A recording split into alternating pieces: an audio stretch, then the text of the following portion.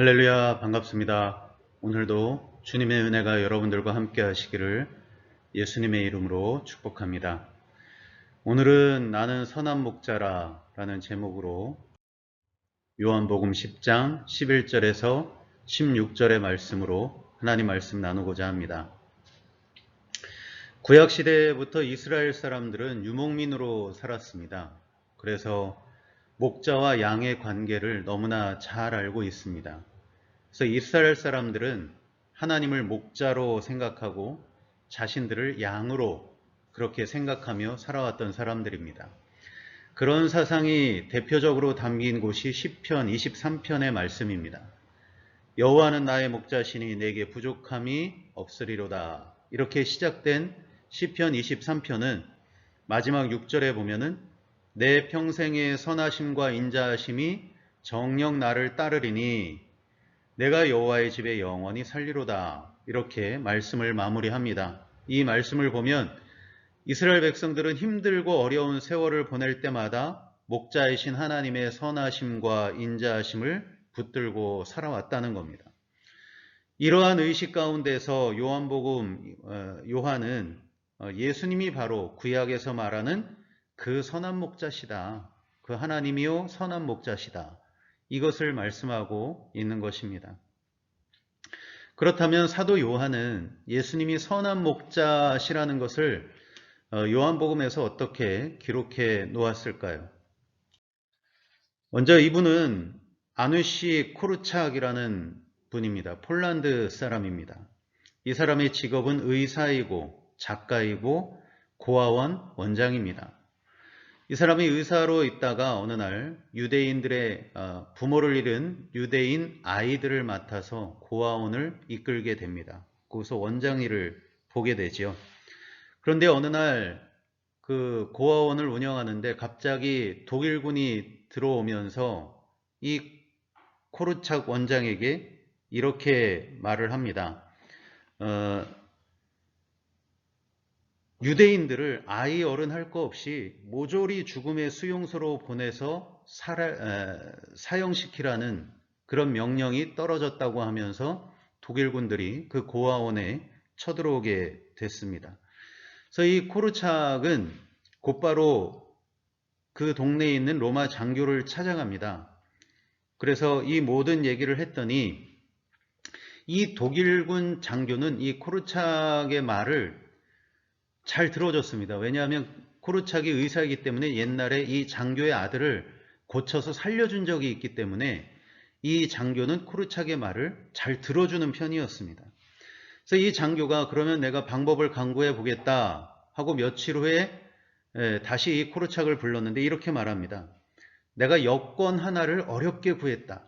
내가 너는 살려줄 수 있는데 그 고아원 아이들은 살려줄 수가 없다. 이렇게 말을 하는 것입니다.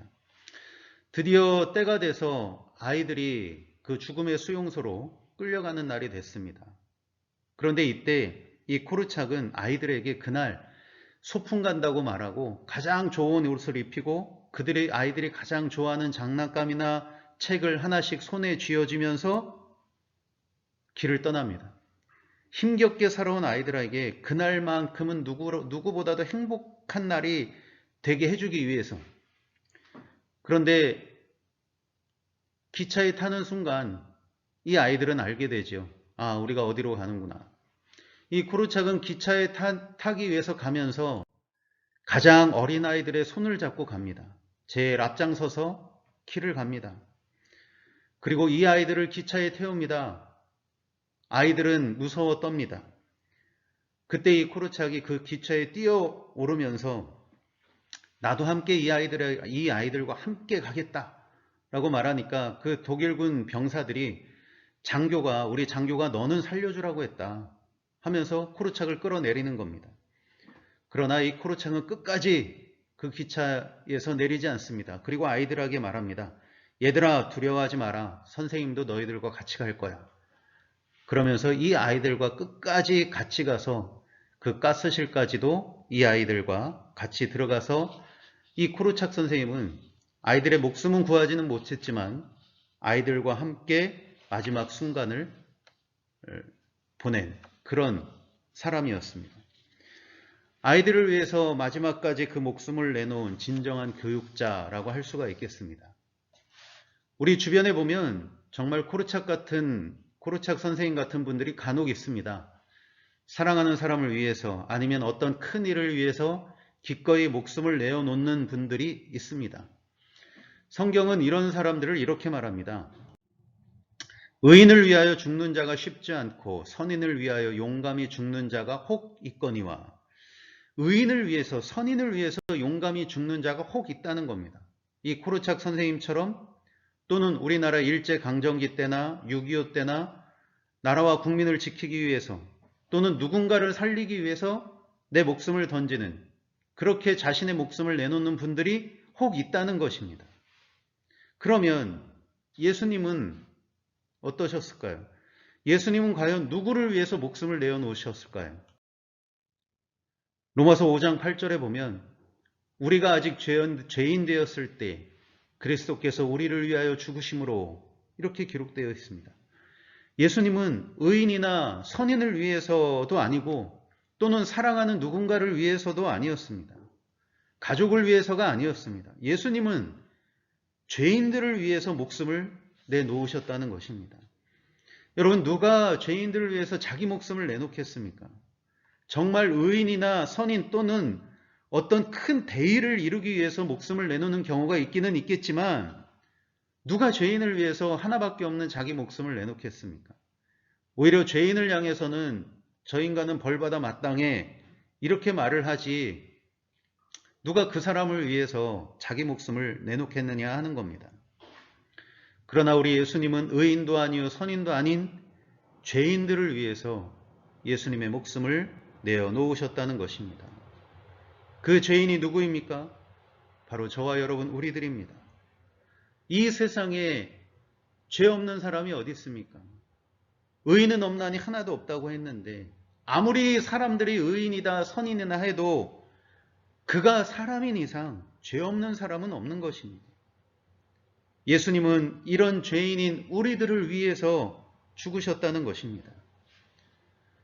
우리가 지금도 서로의 속마음을 들여다볼 수 없기에 망정이지 우리가 서로의 속마음을 들여다볼 수 있다면 정말 내가 죄인이구나를 부정할 수가 없을 것입니다. 예수님께서 선한 목자이신 가장 큰 이유가 바로 이것입니다. 나는 선한 목자라 선한 목자는 양들을 위하여 목숨을 버리거니와. 바로 우리 죄인들, 우리 양들, 우리들을 위해서 목숨을 버리신 그분이야말로 진정한 선한 목자가 되신다는 것입니다. 그런데 여러분, 여기 한 가지 우리는 이런 생각을 할 수 있습니다. 뭐냐 하면 과연 목자가 양을 위하여 목숨을 버리는 것이 옳은 일인가 하는 겁니다. 정말 양을 위해서 목숨을 버리는 그 목자는 잘하는 짓일까라는 생각. 만일 그런 목자가 있다면 여러분, 우리는 그 사람이 위대하다고 과연 말할 수 있을까요? 목숨을 바쳐서까지 양을 지킬 필요가 있겠습니까? 엄밀히 따지면 양이 목자를 위해 존재하지 목자가 양을 위해 존재하는 것은 아니라는 겁니다. 목자가 양을 키우는 이유는 그 양의 젖이 필요하고 고기가 필요하고 가죽이나 털이 필요하기 때문에 키우는 겁니다. 가게 살림에 도움을 얻기 위해서 양을 키우는 겁니다. 그러면 당연히 양의 존재 이유는 목자에게 도움을 주려는 것이고 목자를 위해서 존재하는 것이 양입니다. 그러면 누구 목숨을 내놔야 하겠습니까? 양이 목자를 위해서 목숨을 내놔야 되는 겁니다. 그것이 맞는 겁니다. 양이 목자를 위해서 목숨을 내놔야만 고기도 얻을 수 있고 가죽도 얻을 수 있는 것이지 반대로 목자가 양을 위해서 목숨을 내놓는 일은 없는 것입니다. 만약에 목자가 양을 위해서 목숨을 내놨다면 이것은 비정상적이고 상식 밖의 일이라는 겁니다. 그런데 우리 예수님은 그렇게 하셨다는 겁니다. 양이 목자를 위해 죽어야 되는데 이것이 정상적인 일인데 예수님은 반대로 목자이신 예수님이 양인 우리들을 위해서 죽으셨다는 겁니다. 그래서 이사야 53장에 보면 그가 곤욕을 당하여 괴로울 때도 그의 입을 열지 아니하였으며 마치 도수장으로 끌려가는 어린 양과 털 깎는 자 앞에서 잠잠한 양같이 그의 입을 열지 아니하였다라고 기록하고 있습니다. 도살장에 끌려가는 양처럼 예수님은 그렇게 죽임을 당하셨다는 것입니다.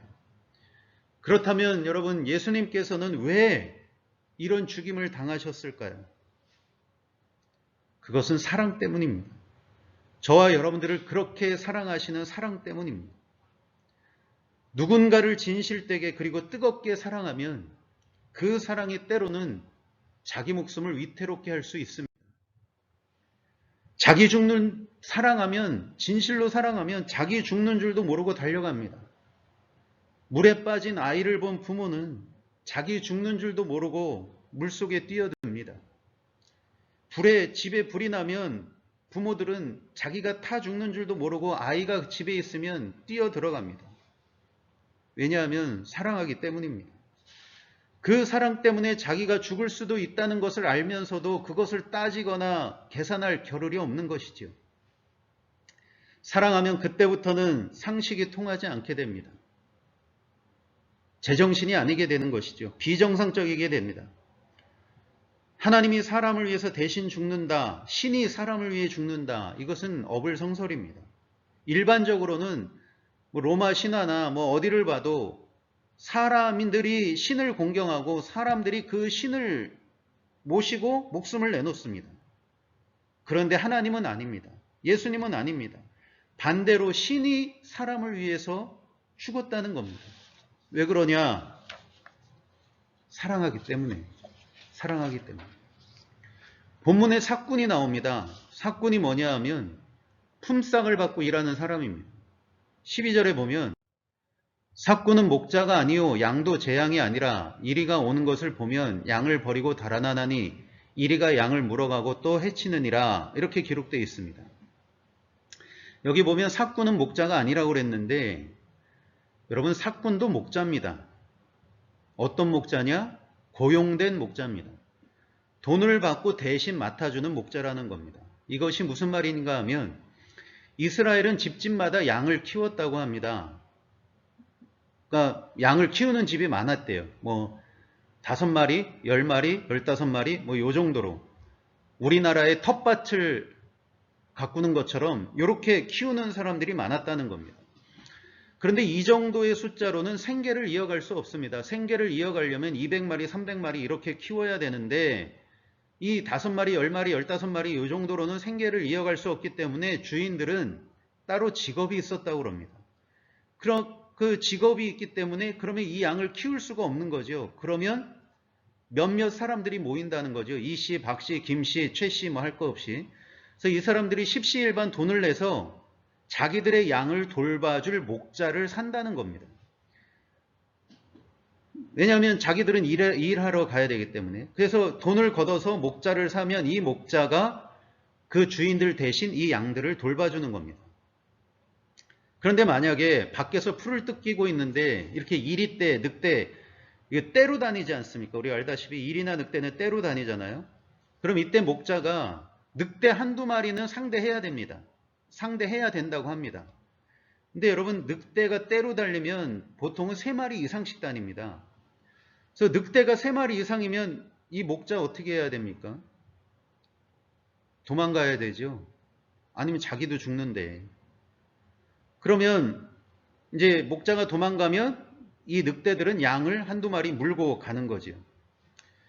그런데 이때 이 양 주인들도 늑대가 떼로 오면 목자가 도망간다는 걸 이해한다는 겁니다. 왜냐하면 잘못하면 이 목자도 죽기 때문에. 그러니까 이 양 주인들도 그렇게 되면 어쩔 수 없는 상황이라는 것을 알기 때문에 그 목자에게 손해배상을 청구할 수가 없다는 겁니다. 그건 어쩔 수 없는 일이다. 이렇게 이해한다는 겁니다. 그 주인들도. 그래서 이 12절 말씀에 양을 버리고 달아나나니 이것은 나쁜 뜻이 아닌 겁니다. 나쁜 의미도 아니고 달아나는 목자도 나쁜 목자는 아닙니다. 어찌 보면 이것이 지극히 정상적인 겁니다. 받은 만큼 하는 겁니다. 받은 만큼. 이것이 세상의 질서죠. 그러면 이 삭군을 말씀하고 있는 이유가 뭐냐? 이것은 하나님의 사랑은, 예수님의 사랑은, 선한 목자이신 예수님의 사랑은 세상의 질서를, 사람들의 상식을 초월하는 사랑이라는 것을 알려주기 위해서 삭군을 기록해 놨다는 겁니다. 자기 죽을 줄 알면서 양을 지키기 위해 늑대떼와 싸우는 거는 양을 사랑하지 않고는, 진정으로 사랑하지 않고는 내 양이라고 생각하지 않으면 그것은 할 수 없다는 겁니다. 만약에 목자가 양을 위해 죽었다? 이것을 설명할 말은 그 양을 내 몸처럼 사랑했다. 사랑밖에는 설명할 길이 없다는 겁니다. 오늘 우리 예수님께서 우리 대신 죽으신 것은 이렇게 사랑 말고는 설명할 길이 없다는 겁니다. 하나님은 우리들을, 여러분들을 진정 사랑하시는 줄로 믿습니다. 그렇다면 여러분, 그 사랑이 이 땅에 사는 동안 어떻게 나타날까요? 주님은 우리들을 어떻게 사랑하실까요? 오늘 3절에 보면은 문지기는 그를 위하여 문을 열고 양은 그의 음성을 듣나니 그가 자기 양의 이름을 각각 불러 인도하여 내느니라. 이렇게 기록하고 있습니다. 각각 불러 인도한답니다. 각각 불러서 인도해 낸다는 겁니다. 즉 목자가 양을 부를 때 한 마리 한 마리 부른다는 겁니다. 야, 다 나와! 한꺼번에 이렇게 부르지 않는다는 겁니다. 이것이 무슨 의미냐 하면 목자는 양을 사랑하는데 개별적으로 하나하나 양을 사랑하고 하나하나 그 양을 다 알고 있다는 겁니다. 그래서 목자가 양 한 마리 한 마리의 그 양의 독특한 습관이나 상황이나 상태나 컨디션이나 이런 것을 매일매일 잘 알고 있다는 겁니다. 이것을 잘 알고 있기 때문에 이 목자는 그 양에 맞게 돌봐준다는 겁니다. 각각 돌봐준다는 겁니다. 이 녀석은 뭐가 부족하고, 이 녀석은 오늘 상태가 어떻고, 이 녀석은 어디가 약하고, 이렇게 양 한 마리 한 마리의 부족함과 나약함과 장단점 모든 것을 다 아는, 다 알고 있는, 그런 다 알고 있는 상태에서 인도한다는 것입니다. 우리 예수님이 그렇다는 거죠. 모르고 인도하는 것도 아니고 대충 인도하는 것도 아니라는 겁니다. 아무리 숫자가 많아도 한 마리 한 마리의 특성을 다 알고 인도한다는 겁니다. 아무리 수가 많아도. 이것이 사랑이라는 것이지요. 사랑은 그 수가 많고 적음에 달린 게 아니라는 겁니다. 다 한 사람 한 사람을 다 부르고 계시고 알고 계시고 인도하고 계시다는 것입니다. 하나님은 우리들을 그렇게 사랑하십니다. 우리 한 사람 한 사람을 사랑하십니다. 내 형편과 상황, 나의 부족함과 나약함을 다 아십니다. 심지어 우리 머리털까지 셀 정도로 아십니다. 우리의 모든 것을 아시는 가운데 그렇기 때문에 어쩌면 우리에게 가장 필요한 것을 우리에게 주시는지도 모릅니다. 이것이 하나님의 사랑입니다. 우리 한 사람 한 사람을 아시는 사랑. 그리고 또 하나는 4절에 보면 자기 양을 다 내온 후에 앞서가면 양들이 그의 음성을 아는 고로 따라오되. 하나님은 우리를 어떻게 사랑하시느냐? 앞서가신답니다. 앞서간답니다. 서양의 목동과 동양의 목동이 다르답니다. 서양의 목동은 가축을 뒤에서 몬다고 그럽니다. 사냥개를 동원해서 뒤에서 이렇게 몰고 가는 거죠. 그러니까 우리 옛날에 서부 영화 보면은 그 소떼를 몰 때 뒤에서 몰지 않습니까? 이런 것처럼 서양의 목동들은 양떼나 소떼나 뒤에서 모는 겁니다. 그럼 반대로 동양의 목동, 이스라엘은 동양입니다. 동양의 목동은 어떻게 하느냐? 앞에서 인도한답니다. 목자가 맨 앞에 가면 양들은 뒤에서 따라온다는 거죠. 자, 뒤에서 모는 서양 목동과 앞에서 인도하는 동양 목동의 차이점이 뭐냐? 뒤에서 모는 서양 목동은 결국은 양떼를 그렇게 뒤에서 몰다 보면은 강압적이 된다는 겁니다. 아무 데도 못 가게 내 그 목자의 페이스에 맞게 가야 되기 때문에 늦게 오거나 뭐 이런 것을 전혀 염두에 두지 않고 상황을 봐주지 않고 조금만 처지면 때리고 사냥개를 동원해서 물고 이러면서 막 몰아제낀다는 거죠. 거기에는 목자와 양 사이에 신뢰도 없고 또 그 풍경이 마치 전쟁터와 같습니다. 그런데 동양의 목동은 앞서간답니다. 앞서가면서 천천히 앞서가면 양들이 따라오는데 이 목동은 앞서갈 때 어떤 생각으로 앞서가느냐? 내 뒤를 따라올 것이다. 내 양들은 내 뒤를 따라온다. 이 마음으로 천천히 앞서간다는 겁니다. 그래서 신기하게 간혹 한눈 파는 녀석들도 있지만 결국에는 다 따라온다는 겁니다. 그리고 앞서간다는 내용은 또 이런 내용도 있습니다. 앞서간다는 것은 상황을 파악하는 겁니다. 앞에 낭떠러지는 있는지, 아니면 앞에 늑대가 있는지, 아니면 앞에 가시밭길이 있는지, 이런 위험 상황을 목자가 먼저 파악한다는 겁니다. 양은 시력이 안 좋아서 6m 밖에는 못 본대요. 6m 밖에 늑대가 있으면 모르는 겁니다. 그러나 목자는 6m 앞을 볼 수 있기 때문에 그 양 앞에 위험이나 어떤 어려운 것들이 있으면 다 치우고 양이 안전할 수 있게 이끌어 간다는 거지요. 우리 예수님은 앞서가십니다. 우리보다 앞서가십니다. 그래서 우리들에게 피할 길을 내주시고 앞서가시기 때문에 우리가 감당 못할 시험은 주시지 않는 것입니다. 이것이 사랑입니다. 이것이 앞서가시는 우리 주님의 사랑입니다. 예수님은 우리들을 이렇게 사랑하십니다. 우리 한 사람 한 사람을 아시고 아시는 대로 우리에게 은혜를 베푸시고 아시기 때문에 우리보다 앞서가셔서 우리를 위해 길을 여시는 분이 우리 예수님의 사랑인 줄로 믿습니다. 그러면 결론입니다. 우리는 이 사랑을 어떻게 알고 어떻게 따라갈 수 있을까 하는 겁니다. 주님이 나를 사랑하신다는 걸, 그리고 주님이 나보다 앞서가신다는 것을, 그 사랑을 우리는 어떻게 알고 주님의 뒤를 따라갈 수 있느냐 하는 겁니다. 오늘 3, 4절 말씀에 공통점이 하나 있습니다.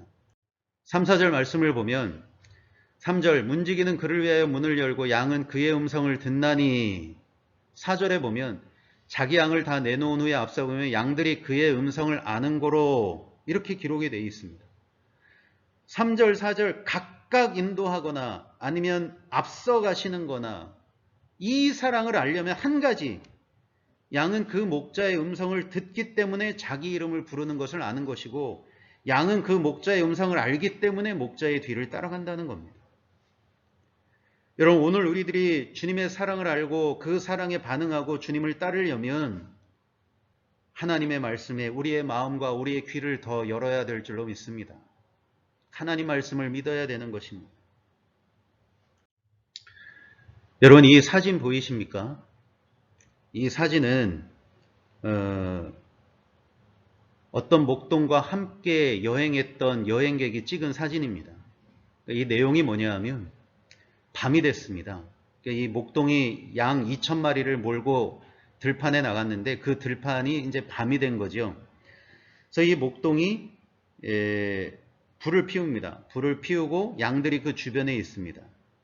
그런데 갑자기 멀리서 코요테 소리가 들립니다. 코요테 아시죠? 이리과, 늑대과 육식동물이죠. 이 코요테 울음소리가 여기저기서 막 들립니다. 그랬더니 이 목자가 얼른 일어나서 장작 몇 개를 불 위에 더 던지고 불을 더 키웁니다. 불을 더 이렇게 확 키웁니다. 이때 그 목자를 따라갔던 여행객이 이렇게 코요테들이 여기저기서 오니까 양들이 걱정이 됐는지 이 여행객이 양들을 바라봤는데 그때의 모습이 바로 이 모습입니다. 이게 무슨 모습이냐? 이 여행객은 코요테가 여기저기서 오니까 양들이 무서워서 당황하고 어수선하고 이리저리 날뛰지 않을까 해서 양들을 봤는데 그 양들은 여기 사진에 보는 것처럼 하나같이 다 한 곳을 집중해서 보고 있더라는 겁니다. 그 한 곳을 집중해서 보는 것이 어디냐? 바로 목자였습니다. 양들은 코요테가 울자마자 똑같이 다 누구를 집중해서 보느냐? 목자를 바라보고 있다는 겁니다. 여기 사진 보십시오. 딴짓하는 녀석이 없습니다. 옆으로 눈 돌리는 녀석이 없습니다. 심지어 저 가운데 있는 녀석은 웃고 있는 것 같습니다. 여러분, 이것이 여러분과 제가 할 일입니다. 목자에게 시선을 고정하는 것. 내 주변에 코요테가 울고 있을 때 우왕좌왕 할 것이 아니라 이 양들처럼 목자를 바라보는 것. 목자이신 예수님을 바라보는 것. 여러분, 오늘날 우리가 목자이신 예수님을 바라볼 수 있는 방법이 무엇이겠습니까? 그것이 바로 주님의 음성을 듣는 것입니다. 주님의 말씀을 듣는 것이고 그 말씀을 믿는 것이고 그 말씀을 순종하는 것입니다. 그 말씀을 바라보는 것이 주님을 바라보는 것입니다. 목자의 음성을 들으면 어떻게 될까요? 내 양은 내 음성을 들으며 나는 그들을 알며 그들은 나를 따르느니라. 이렇게 말씀합니다. 우리가 주님의 음성, 목자의 음성을 듣게 되면 그 목자의 음성이 내 마음에 파고들면 우리들은 주님을 따르게 된다는 겁니다.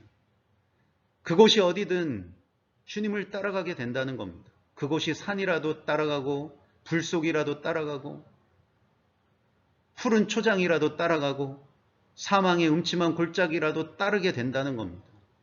주님의 음성을 알게 되면, 말씀을 알게 되면 우린 어디에 있든 주님을 바라볼 수 있고 그 주님을 따를 수 있게 된다는 것입니다. 그럼 목자이신 예수님은 어떻게 해주실까요? 28절에 보면 내가 그들에게 영생을 주노니 영원히 멸망하지 아니할 것이요 또 그들을 내 손에서 빼앗을 자가 없느니라 하십니다. 우리가 어디든 주님의 뒤를 따르면 주님은 우리에게 영생을 주시고 멸망치 않도록 우리를 주님의 손으로 붙들어 주신다는 것입니다. 우리가 세상에 빼앗기지 않도록, 세상에서 무너지지 않도록 주님의 손으로 우리를 붙들어 주신다는 것입니다. 이것이 결론입니다. 그래서 여러분, 우리들에게 선한 목자는 오직 예수님밖에는 없습니다. 예수님이야말로 진정한 선한 목자이시고 그분이야말로 우리를 영생의 문으로 인도하시는 분인 줄로 믿습니다. 예수님은 오늘도 지금 이 순간에도 사랑으로 우리 한 사람 한 사람을 지켜보고 계시고 인도하고 계십니다. 그래서 예수님만이 그 사랑으로 우리를 구원으로 인도하고 멸망치 않게 하십니다. 이제 저와 여러분 그 사랑을 알고 그 사랑을 믿고 말씀에 더 충실한 우리들이 되기를 간절히 원합니다. 하나님 말씀을 더 깊이 믿을 수 있는 우리들이 되기를 원합니다. 그 말씀이 생명인 줄 알고 말씀 따라 사는 저와 여러분들이 되기를 예수님의 이름으로 축복합니다.